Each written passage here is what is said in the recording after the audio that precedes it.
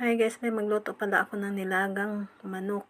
Bali, naglagay na ako ng asin. Nilagyan ko na ng luya yan sa sibuyas. Bali, takpan na natin. Hindi kumulo na siya. Bali, ilagay natin yung kamatis. Bali, haluin muna natin. And then, nilagay ko na yung sayote. Pagkatapos na ilagay natin sayote, bali, tatakpan muna natin siya para naman maluto yung sayote na nilagay natin. And then, naglagay ako ng repolyo. Bali, haluin muna natin ng bahagya. Bali, tatakpan natin siya. So, bali pala, ilagay ko na rin yung spring onion o sibuyas na dahon. Bali, takpan muna natin siya. And then, binuksan ko na pala siya. Bali, kumukulo na. Maglagay tayo ng asin. Timplahan na natin siya kung tama na ba yung lasa niya. Pagkatapos na tinikman natin, okay na. Bali, luto ng ating nilagang manok. Thank you for watching guys. Bye!